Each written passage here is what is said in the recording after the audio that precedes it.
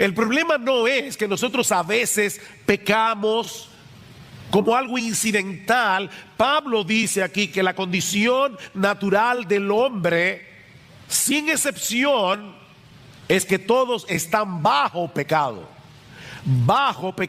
sometidos a la esclavitud del pecado. Y el pecado está siendo aquí personalizado por el apóstol Pablo. Es como si Pablo estuviera diciendo: mira quién es tu rey. Pablo es un tirano, el pecado. El pecado es un tirano.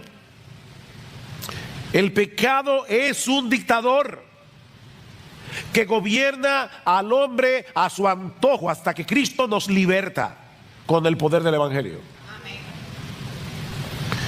Por supuesto, tú le dices eso a un incrédulo y él jamás podrá verse a sí mismo de esa manera.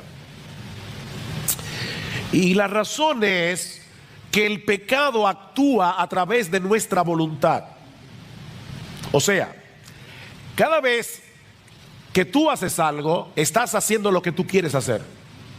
Y como tú estás haciendo lo que tú quieres hacer, eso te da la sensación de que eres una persona libre. Estás haciendo lo que quieres hacer. Pero la realidad es que estamos tan infectados por el pecado que todo lo que hacemos en nuestro estado natural está regido por algún principio pecaminoso. El pecado es nuestro hábitat, el pecado es nuestra ciudadanía espiritual. Y es interesante notar que Pablo se incluye a sí mismo en este pasaje. ¿Notaron eso? En el versículo 9, Pablo dice: somos nosotros mejores que ellos en ninguna manera, porque ya hemos denunciado que tanto judíos, es decir, dice Pablo, yo mismo, como gentiles, están todos bajo pecado. Cuando nos colocamos frente al estándar de la justicia de Dios, todos nos quedamos cortos, muy cortos. Consecuentemente, todos tenemos un serio problema legal frente a la justicia de Dios. Por eso es que Pablo dice en el versículo 10, como está escrito: no hay justo ni aún uno. No hay justo. Eso es un término legal. Nadie es inocente. Ese es el veredicto que ya fue emitido en la Suprema Corte de la Justicia del Reino de Dios. Todos sin excepción somos culpables.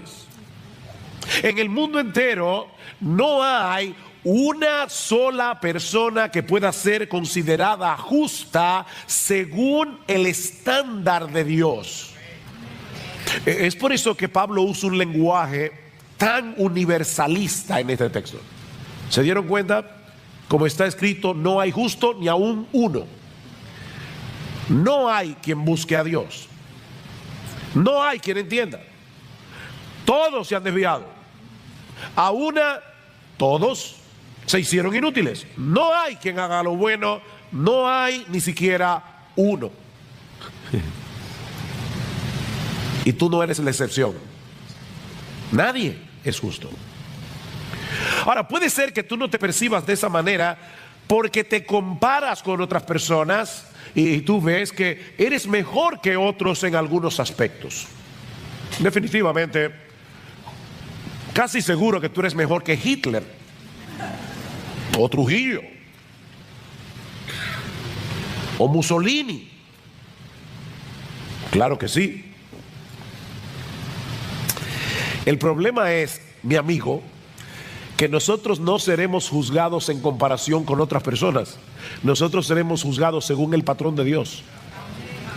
Nosotros seremos juzgados en relación con Dios. Ustedes recuerdan el primer mandamiento que citamos la semana pasada: amarás al Señor tu Dios con todo tu corazón, con toda tu alma, con toda tu mente, con todas tus fuerzas. Y dice el Señor Jesucristo, y el segundo es semejante a este: amarás a tu prójimo como a ti mismo. O sea, nosotros tenemos que amar a Dios con todo nuestro corazón, con toda nuestra alma, con todas nuestras fuerzas, y debemos dedicar la misma devoción con la que nosotros nos amamos a nosotros mismos, debemos dedicarla para amar a otros. ¿Eres inocente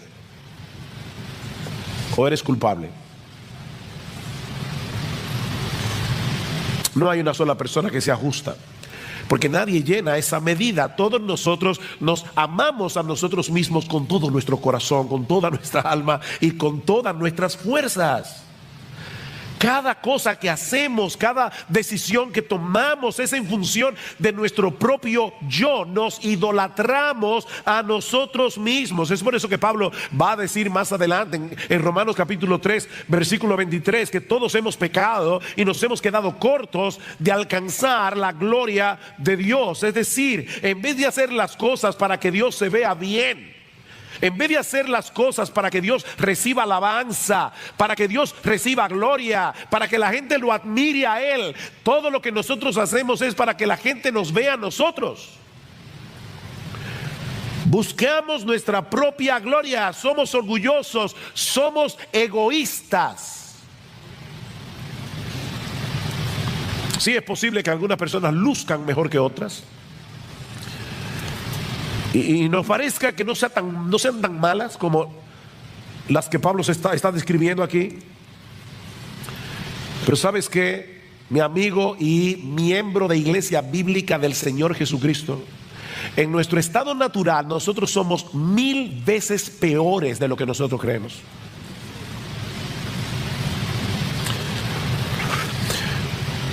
Leí en estos días un ejemplo que creo que puede ilustrar esto. Imagínate que hay 3 nadadores que quieren llegar de Hawái a Japón nadando.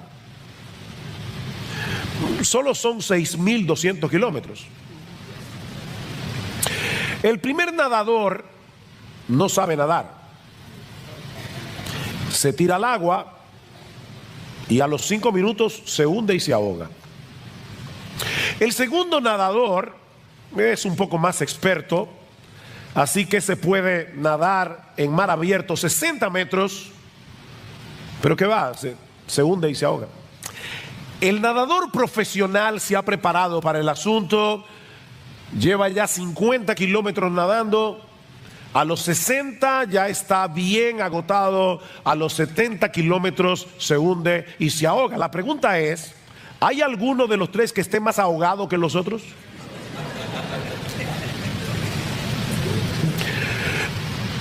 Unos llegaron más lejos, pero todos están igualito de muertos. Eso es lo que Pablo está diciendo aquí. Todos estamos en la misma condición. No importa, mi amigo, cuán religioso tú seas, no importa cuál sea el nivel de moralidad y de decencia que tú hayas alcanzado en la vida, no importa si tú eres miembro del Club de los Leones o del Club de los Rotarios. Todos nos encontramos bajo el dominio del pecado. Todos somos culpables en el tribunal de Dios. Ahora, ¿cómo luce eso en la práctica? ¿Qué produce esa condición en nosotros? Bueno, Pablo va a explicarnos ahora algunas de las características de los pecadores, precisamente porque estamos bajo pecado. Pero lo que me llama la atención es la forma tan extraordinaria o sorprendente o inesperada en la que Pablo hace esto. Porque lo que hace Pablo es presentar una serie de textos bíblicos tomando las escrituras que los judíos veneraban. Recuerden que Pablo está tratando de probar, sobre todo a los judíos, que ellos son tan culpables como los gentiles, a pesar de que tenían la ley, a pesar de que tenían el pacto, a pesar de que eran el pueblo escogido. Así que Pablo toma sus propias escrituras y les dice, y es que ustedes no leyeron el Antiguo Testamento. Ustedes leen todos los textos que yo les voy a citar, ustedes los conocen, pero tienen un velo, ustedes tienen un prejuicio, están tan llenos de ustedes mismos que no pueden interpretar correctamente la Biblia, a pesar de que la veneran. Y lo primero que Pablo nos dice aquí, son 6 cosas que Pablo menciona. La primera es que precisamente por el hecho de que todos estamos bajo pecado, el pecado ha distorsionado nuestra capacidad de razonamiento. Versículo 11. No hay quien entienda.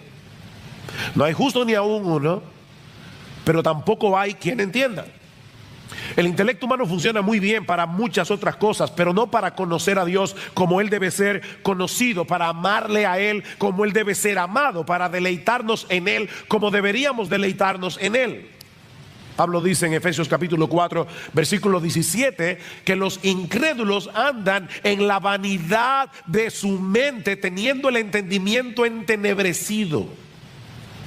Teniendo el entendimiento entenebrecido. Algunos pueden llegar a conclusiones teológicas correctas.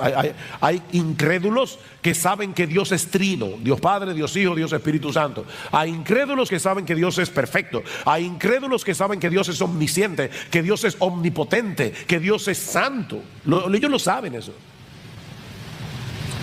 Pero esa información por sí misma nunca los moverá eficazmente a amar a Dios, y mucho menos a someterse deleitosamente a su autoridad. Mira, una cosa es tener información acerca de Dios, otra muy diferente es conocer a Dios en Cristo y tener una relación personal con Él. Santiago nos dice en su carta que los demonios también creen y tiemblan. Los demonios tienen información acerca de Dios y saben que esa información es verdadera y siguen siendo demonios. Los demonios creen y tiemblan. Pero el pecado no solamente ha distorsionado nuestra capacidad de razonamiento, sino que Pablo nos dice también que el pecado ha distorsionado nuestros deseos y nuestra voluntad. Dice en el versículo 11, no hay quien entienda, no hay quien busque a Dios. No hay quien busque a Dios. Por naturaleza amamos lo que deberíamos aborrecer, aborrecemos lo que deberíamos amar. Nuestros deseos están dañados. De manera que en vez de buscar a Dios, nosotros procuramos mantenerlo a una distancia prudente y en algunos casos lo más lejos posible. Miren, mis hermanos, a menos que Dios haga una obra en nuestro corazón, transformando nuestra personalidad desde su misma raíz, ninguno de nosotros se inclinaría naturalmente hacia Él. El pecado afectó nuestros deseos, el pecado afectó nuestra voluntad, amamos lo que nos daña y queremos mantener lejos de nosotros la fuente de todo bien. No hay quien busque a Dios. Para ponerlo en el lenguaje de Pablo, en Romanos, todos nosotros increíblemente nos protegemos de la gloria de Dios. Nos protegemos de la gloria de Dios porque no queremos que Él destruya nuestra gloria. No queremos eso. No somos capaces de entender que Dios está comprometido. Escuche esta frase. Dios está comprometido a glorificarse haciéndonos bien. Él busca su gloria no porque es un Dios egoísta, sino porque es un Dios bueno. Porque Él se glorifica haciéndonos bien. Increíble. Una de las formas más sutiles en que el hombre se autoprotege de la gloria de Dios es a través de la religión. La religión es el escudo a través del cual muchas personas se autoprotegen de la gloria de Dios. Todas las religiones humanas no son más que recetas de autosalvación a través de las cuales nos autoglorificamos a nosotros mismos. Todas las religiones te dicen ¿qué tú tienes que hacer para ganar el favor de Dios? Y al final de cuentas la salvación está en las manos del hombre, no en las manos de Dios. Y es lamentable, hermanos, porque muchas iglesias evangélicas tienen una teología defectuosa que los lleva a pensar que todavía hay algo en el hombre que lo puede mover a buscar a Dios, de tal manera que la decisión final no está en las manos de Dios, sino en las manos del hombre. No. Lo que el cristianismo te dice, y solo el cristianismo dice eso, es exclusivo en ese sentido, es que estamos tan dañados que nunca podremos alcanzar el favor de Dios en nuestras propias fuerzas. Eso es imposible. La salvación es de Dios, de principio a fin. ¿Saben lo que hace el cristianismo? Destruir nuestra gloria para darle la gloria únicamente a Él. Mas por obra suya, dice Pablo en 1 Corintios, mas por obra suya estáis vosotros en Cristo Jesús. Si no hubiera sido por la obra de Dios, no estaríamos en Cristo Jesús, el cual se hizo para nosotros sabiduría de Dios y justificación y santificación y redención, para que tal como está escrito, el que se gloría, que se gloríe en el Señor. No hay gloria humana. Por supuesto, si nuestros deseos, si nuestro entendimiento y nuestros deseos han sido afectados por el pecado, eso afectará también nuestro comportamiento. Vean el versículo 12. Todos se han desviado, a una se hicieron inútiles. No hay quien haga lo bueno, no hay ni siquiera uno. Bueno, pastor, yo lo iba siguiendo en el mensaje y estaba de acuerdo. Ahora sí que no. ¿Usted va a negar que hay personas en el mundo, incluso personas que no son cristianas, que hacen cosas buenas? Sí, es verdad. Por el simple hecho de haber sido creados a la imagen de Dios, el hombre tiene inclinaciones hacia cosas que son buenas en sí mismas. No hay que ser cristiano para ser un padre que ama a sus hijos. Hay esposos no cristianos que nunca le han sido infieles a sus esposas. Hombres fieles. Hay hombres que son honestos en sus negocios, incrédulos que son honestos en sus negocios, se dedican a causas humanitarias y muchas cosas más. Pero cuando la Biblia habla de buenas obras, no se refiere únicamente a las cosas que hacemos, sino a las cosas que hacemos según el estándar de Dios y buscando la gloria de Dios. Ahí es que la cosa se pone difícil. Ok, déjame ponértelo de esta manera. Tú estás en la 27 de febrero, hay una viejita que quiere cruzar al otro lado. Así que tú ayudas a la viejita, la tomas del brazo y la vas cuidando de los carros y la llevas sana y salva al otro lado. Pregunta, ¿es esa una buena obra? ¿Sí o no? Ok. Algunos dijeron sí, yo digo depende. Depende. ¿Qué tal si tú estás ayudando a la viejita a cruzar al otro lado de la calle porque está más oscuro y quieres robarle la cartera? ¿O qué tal si tú estás ayudando a la viejita porque tú quieres que la gente te vea y te admire y piense bien de ti? ¿O qué tal si tú estás ayudando a la viejita porque tú crees que al hacerlo de alguna manera te estás ganando el favor de Dios? Vas a hacer una transacción con Dios. Yo sé que yo pequé ahorita, hice lo que no debía hacer, pero ahora ayudé a la viejita. Entonces, compensa. ¿Se dan cuenta, mis hermanos? Una buena obra no se puede definir por la obra en sí. La motivación lo cambia todo. La motivación lo cambia todo. Si tú no hiciste lo que hiciste para la gloria de Dios, ya no es una buena obra. Dice el Señor en Mateo capítulo 5, versículo 16: así alumbre vuestra luz delante de los hombres, para que vean vuestras buenas obras y glorifiquen a vuestro Padre que está en los cielos.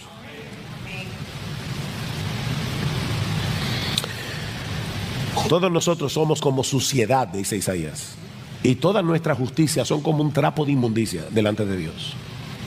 No hay quien haga lo bueno, ni siquiera uno. El pecado ha dañado nuestra capacidad de razonamiento, el pecado ha dañado nuestros deseos y nuestra voluntad, el pecado ha dañado nuestro comportamiento y por supuesto el pecado también ha dañado nuestro hablar. Nuestro hablar. Vean lo que dice el versículo 13: sepulcro abierto es su garganta, engañan de continuo con su lengua, veneno de áspid o de serpiente hay bajo sus labios, llena está su boca de maldición y de amargura. La Biblia dice que de la abundancia del corazón habla la boca. Si tú llenas un vaso de agua hasta rebosar, no va a salir jugo de naranja, va a salir agua. Y si lo llenas de hiel, no va a salir morir soñando, Los dominicanos van a entender eso. Va a salir y él. Lo que Pablo está diciendo en este pasaje es que nuestras conversaciones revelan cosas muy preocupantes de lo que hay en nuestro corazón. Muy preocupantes. Si un hombre como Isaías, el profeta, cuando vio la gloria de Dios, dijo: ay de mí, porque siendo hombre inmundo de labios y habitando en medio de un pueblo que tiene labios inmundos, han visto mis ojos al Rey. ¿Tú quieres saber cuán malo es el hombre? Escucha lo que dice. A todos nosotros nos molesta que nos mientan. ¿No es así? Nos molesta que hablen de nosotros a nuestras espaldas. Nos duele profundamente que nos traicionen. Sin embargo, la mentira es sumamente común, el chisme es sumamente común. El mundo es un lugar peligroso en el cual vivir, porque el ser humano es chismoso y engañador, es cruel con su boca. En el momento en que tú menos te lo esperas, te enteras de que alguien en quien tú confiabas ha estado hablando mal de ti. Y eso sí duele. A ti no, a mí sí. Eso duele. Ahora déjame hacerte una pregunta, honestamente. Tú nunca has cometido ese pecado.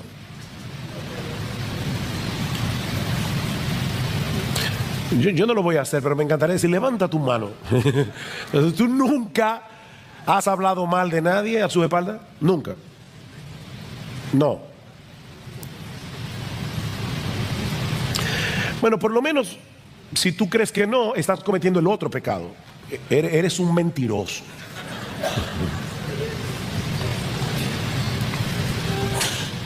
Nuestras palabras son un reflejo de lo que tenemos en el corazón.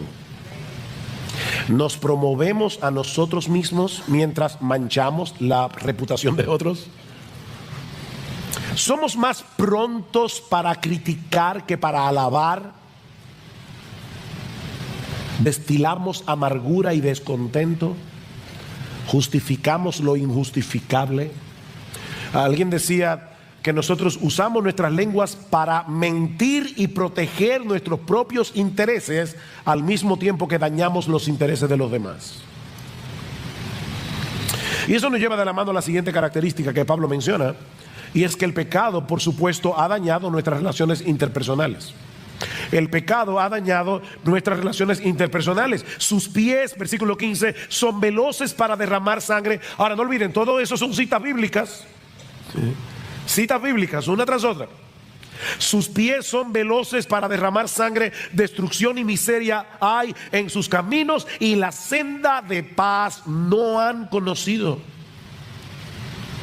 Bueno, pastor, ahora sí que pasé la prueba. Yo no soy esa persona que Pablo está describiendo aquí. ¿Tú estás seguro de eso? ¿Tú crees que porque nunca has cometido un homicidio literal, tú estás libre de la violencia que Pablo describe en este pasaje? Porque eso era lo que creían los judíos en el tiempo del Señor. ¿Y saben lo que le dice Jesús en Mateo capítulo 5, versículo 21? Oísteis que fue dicho a los antiguos: no matarás, y cualquiera que matare será culpable de juicio. Pero yo os digo que cualquiera que se enoje contra su hermano, cualquiera que se enoje contra su hermano, al punto de querer de alguna manera que esa persona sufra, ya es culpable de juicio. Cualquiera que le diga necio a su hermano será culpable ante el concilio. Cualquiera que le diga fatuo quedará expuesto al infierno de fuego. En otras palabras, Pablo está diciendo que a los ojos de Dios, o el Señor Jesucristo está diciendo que a los ojos de Dios, un corazón airado contra otra persona al punto de querer hacerle daño física o verbalmente, ya es un homicida a los ojos de Dios.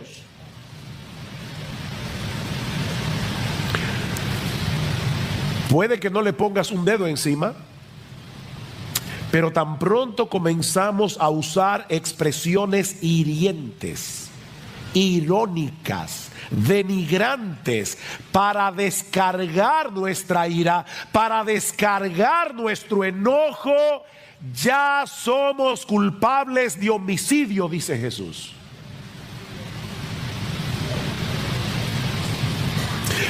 Déjame hacerte una pregunta. ¿Cómo tú reaccionas cuando alguien se interpone entre tú y tus deseos? O déjame hacerte la pregunta de una manera bíblica. ¿Cómo tú reaccionas cuando alguien bloquea tu acceso a tus ídolos? Al ídolo de tu comodidad, al ídolo de tu control, al ídolo de tus placeres. ¿Cómo tú reaccionas? Padres, el hecho de tener este entendimiento de la naturaleza humana será de vital importancia para la crianza de nuestros hijos. De vital importancia, a menos que veamos a nuestros hijos a la luz de lo que Pablo nos está diciendo en este pasaje, no vamos a entender muchas de sus reacciones. Cuando los estorbamos, no vamos a entender por qué nuestros hijos, lo mismo que nosotros, necesitamos desesperadamente el Evangelio. Y de paso, eso también nos ayuda a entender por qué el proceso de santificación es tan difícil. Porque nosotros somos justificados en un instante cuando creemos en Jesús. Su justicia perfecta es puesta en nuestra cuenta, pero ahora tenemos que lidiar con nuestros hábitos pecaminosos que adquirimos en nuestra antigua vida. Nuestros pies quieren seguir corriendo hacia el mal, nuestra boca quiere seguir hablando lo que no debe hablar, nuestro corazón sigue inclinado por el pecado que mora en nosotros, al mal. Ahora, la parte más crítica de este diagnóstico es el hecho de que el pecado ha dañado nuestra relación con Dios. Versículo 18. No hay temor de Dios delante de sus ojos. No hay temor de Dios delante de sus ojos. Toda nuestra vida está al garete, es un barco sin timón hasta que aprendemos quién es Dios y comenzamos a vivir en consecuencia. La Biblia dice en Proverbios capítulo 1 versículo 7 que el principio de la sabiduría, el ABC de la sabiduría es el temor al Señor. El temor al Señor. Y una de las mejores definiciones que nosotros tenemos en la Biblia de lo que es ese temor, la encontramos en el Salmo 16, versículo 8. Al Señor he puesto siempre delante de mí. Al Señor he puesto siempre delante de mí, porque está a mi diestra, permaneceré firme. ¿Qué es el temor del Señor? Es vivir con la conciencia de que toda tu vida está siendo vivida frente a la cara de Dios. Salmo 139. ¿A dónde me iré de tu espíritu? ¿A dónde huiré de tu faz? Dice el texto hebreo. No importa dónde te vayas, estás en la presencia de Dios. Pero nosotros no estamos conscientes de la presencia de Dios y por eso no tenemos temor de Dios. Otro texto sorprendente para describir de qué se trata el temor piadoso hacia Dios, porque un pecador puede tenerle terror al castigo de Dios, y es correcto que le tengas temor, pero no es de ese temor que Pablo está hablando aquí. Un texto sorprendente para entender lo que es el temor a Dios es el Salmo 130, versículos 3 y 4. Dice el salmista: Señor, si tú tuvieras en cuenta las iniquidades, ¿quién podría permanecer en pie? Pero en ti hay perdón para que seas temido. Espérate. Si yo leyera en ti hay castigo para que seas temido, yo podría entenderlo. Pero el salmista está diciendo: en ti hay perdón. Y es precisamente ese perdón, la conciencia de que tú eres un Dios perdonador, lo que produce temor en mi corazón. ¿De qué temor es que está hablando el salmista? Es una mezcla de asombro, gratitud, reverencia ante la persona de Dios, porque siendo un Dios tan santo, Él está dispuesto a perdonarnos. ¿Cómo deberíamos vivir con la conciencia de que estamos frente a un Dios así? Pero el incrédulo ha decidido vivir de espaldas a Dios, como si lo que él pensara de las cosas no tuviera la menor importancia, como si nunca nosotros fuéramos a presentarnos, a comparecer delante de su tribunal para dar cuenta de nuestra vida. Miren, si nosotros tuviéramos que resumir en una sola frase por qué el mundo está como está, el versículo 18 del capítulo 3 lo resume perfectamente. No hay temor de Dios delante de sus ojos. Esa es la condición humana. El término que usan los teólogos para etiquetar esta condición es depravación total o corrupción radical. O sea, una corrupción que llega hasta la raíz. Lo que esta expresión significa, depravación total, corrupción radical, no es que todos los hombres sean todo lo malo que pudieran llegar a ser, o que todos los seres humanos sean completamente incapaces de hacer alguna cosa que sea relativamente buena. No. Lo que esto significa es que todas las facultades del hombre han sido dañadas por el pecado. Nuestra mente ha sido dañada por el pecado, nuestra voluntad ha sido dañada por el pecado, nuestras emociones han sido dañadas por el pecado. Estamos dañados. Recuerda, Pablo muy sabiamente no nos está dando su conclusión de lo que él ve en el hombre. Él está citando la Biblia para decirnos: eso es lo que Dios ve en el hombre. Este no es el alegato de Pablo, es el alegato de Dios. Ahora noten cómo Pablo concluye este alegato. ¿A dónde es que Pablo quiere llegar? Versículo 19. Ahora bien, ahora habla Pablo. Sabemos que cuanto dice la ley, lo dice a los que están bajo la ley, para que toda boca se calle o se cierre, como dice la Reina Valera, y todo el mundo sea hecho responsable ante Dios. El propósito de estas palabras de Pablo es dejar al hombre sin excusas. Decía Martin Lloyd-Jones que nadie puede llegar a ser cristiano hasta que se calle la boca.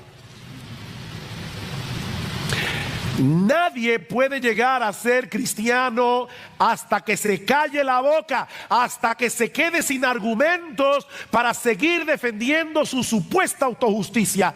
Nadie será cristiano hasta que su boca se cierre.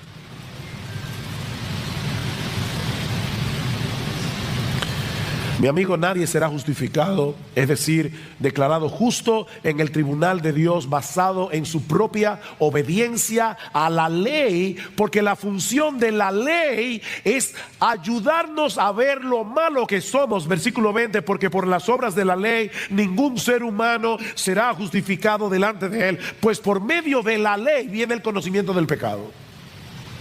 Es por medio de la ley. Como Pablo va a decir más adelante, es por medio de la ley que el pecado viene a ser sumamente pecaminoso.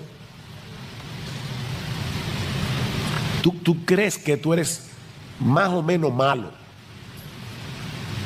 pero cuando te ves delante del espejo de la ley, dice: yo soy malísimo. Malísimo. Pero es aquí precisamente donde brilla en todo su esplendor las dos palabras con las que Pablo introduce el versículo 21. Pero ahora. Aquí está toda la basura. Pero ahora. Esos benditos peros de la Biblia. Aparte de la ley, la justicia de Dios ha sido manifestada, atestiguada por la ley y los profetas. Es decir, la justicia de Dios por medio de la fe en Jesucristo para todos los que creen. La justicia de Dios por medio de la fe en Jesucristo. Hay uno solo que es completamente justo. Hay uno solo que entiende. Hay uno solo que guardó la ley de Dios de principio a fin. Hay uno solo que agradó a Dios el Padre a través de su obediencia desde la cuna hasta la tumba. Y ese único ser humano que ha hecho eso es Jesucristo. que es al mismo tiempo Dios. Ahora, noten algo importante, mis hermanos, y yo estoy acabando. Este pasaje que acabamos de leer no es parte de un tratado evangelístico que Pablo escribió para evangelizar a los incrédulos de Roma. Este pasaje es parte de una carta que Pablo escribió a una iglesia, a una comunidad de creyentes. ¿No le llama la atención eso? ¿Saben qué es lo que estoy tratando de decir? Que tú y yo, cristianos, miembros de iglesia bíblica del Señor Jesucristo o de cualquier otra iglesia aquí en esta mañana, tú y yo necesitamos recordar continuamente la condición en que nos encontrábamos cuando Cristo nos rescató. Porque de lo contrario jamás vamos a poder crecer en nuestro entendimiento del amor de Dios, y eso impactará profunda y negativamente nuestra devoción a Él. ¿A dónde va a terminar Pablo? En Romanos capítulo 12: os ruego, hermanos, por las misericordias de Dios, que presentéis vuestros cuerpos en sacrificio vivo, santo, agradable a Dios, que es vuestro culto racional. Es a cristianos que Pablo le está diciendo: no olvides lo que tú eras. No olvides lo que tú eras.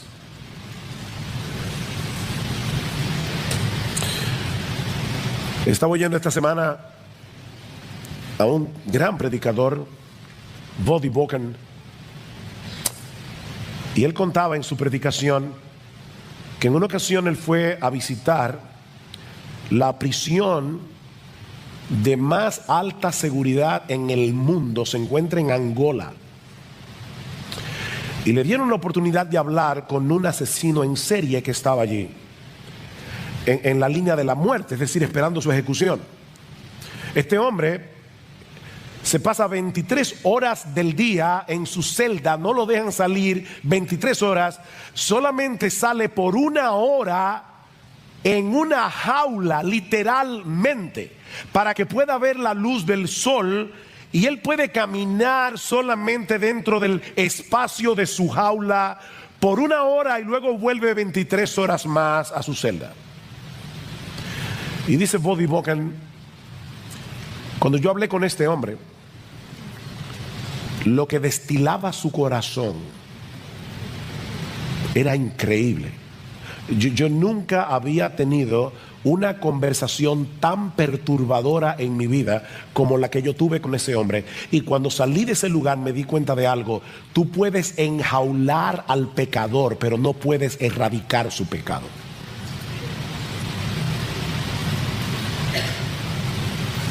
Eso solo puede hacerlo Jesucristo.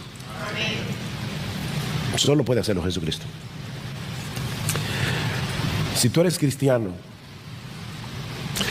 tal vez tú dices: wow, pero yo no llegué tan lejos,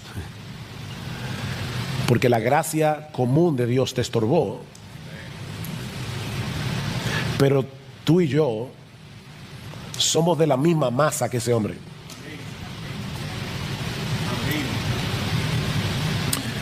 Si tú eres cristiano, mi hermano, medita continuamente en el Evangelio. Medita.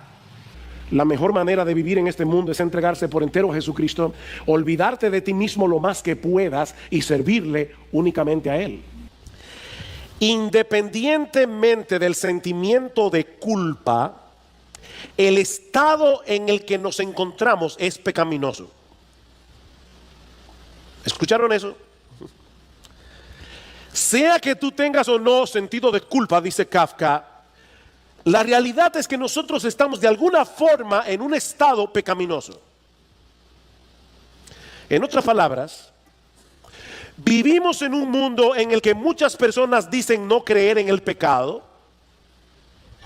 Vivimos en un mundo en el que muchas personas niegan la realidad del juicio final al que todos compareceremos según las Escrituras en el tribunal de Dios. Pero aún así tenemos la sensación de que estamos sucios. Aún así tenemos la sensación de que hay algo que no anda bien en nosotros.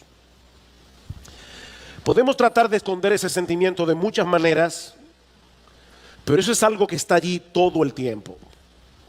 Porque el Dios que nos creó puso una conciencia en nuestro interior, una conciencia que pasa juicio sobre todas nuestras acciones, sobre todo lo que hacemos. Y lo malo de la conciencia es que su vocabulario es muy limitado.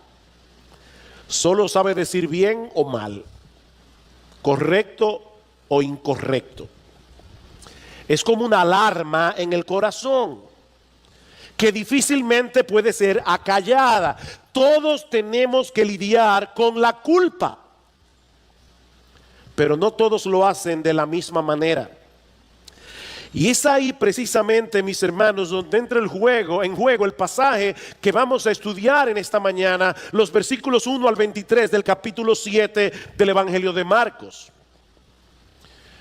Debo decirles que yo tenía semanas deseando llegar a ese capítulo. Así que hoy me siento realizado.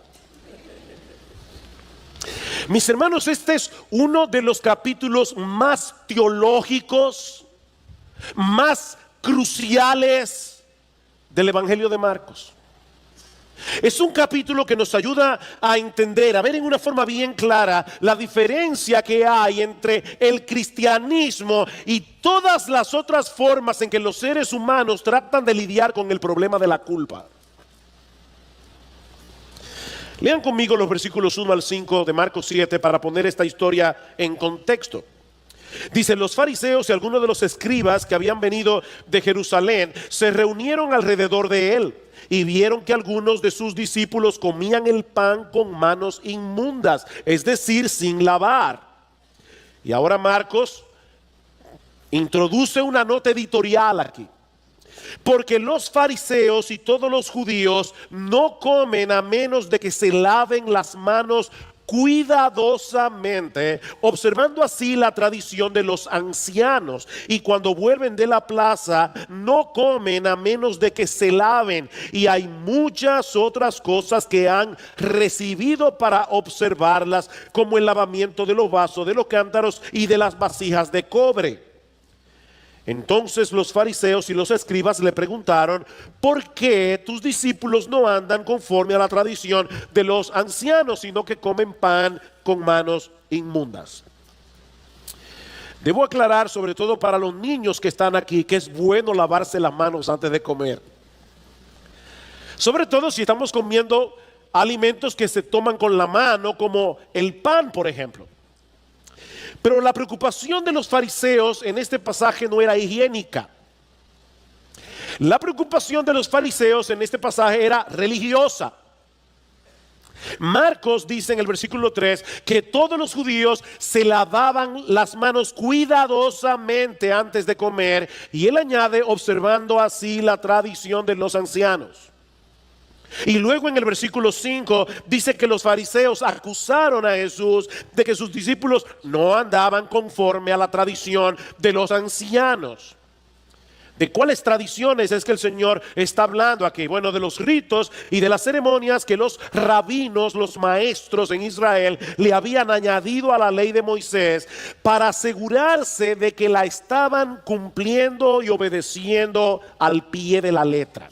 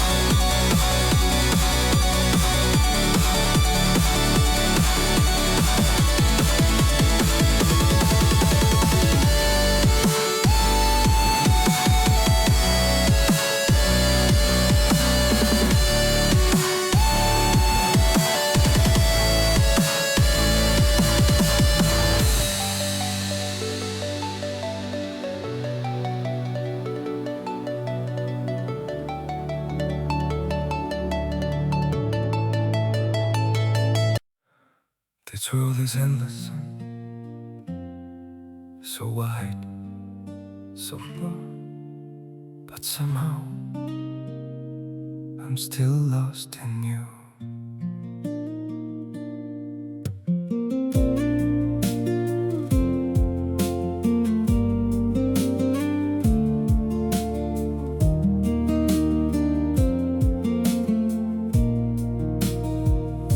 The streets are full of moving shadows, countless places I could go. City shining, people passing, yet I still feel so alone. Every road keeps leading nowhere, every sky feels cold and blue. In this world so vast and open, I'm still lost in missing you. The world is wide, so wide before me, but I keep losing my way. Somewhere in the endless distance, your memory makes me stay.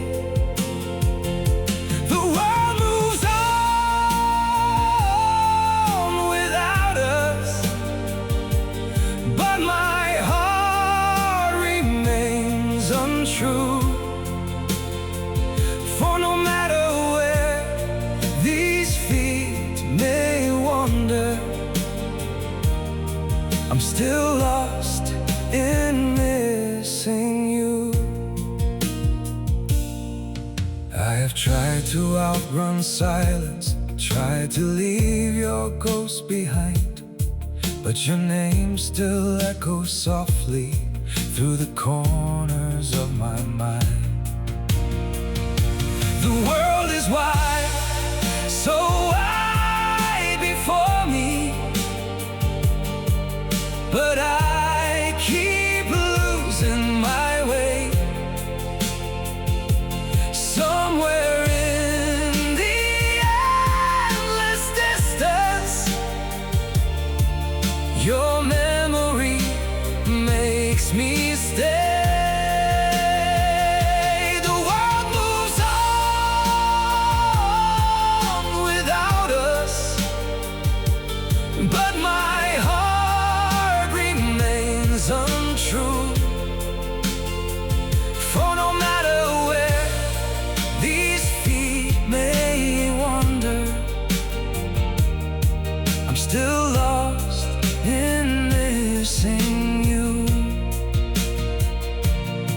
Maybe someday I'll stop searching for your face in every crowd, but until that day, this broken heart will keep calling your name out.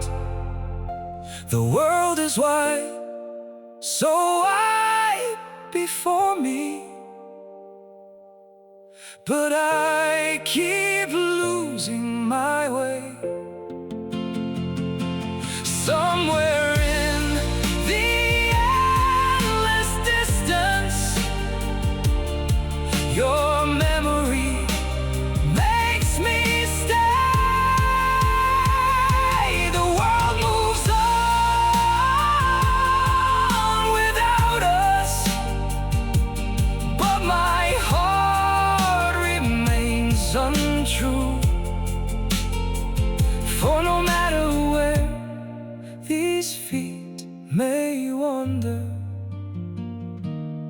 I'm still lost in missing you.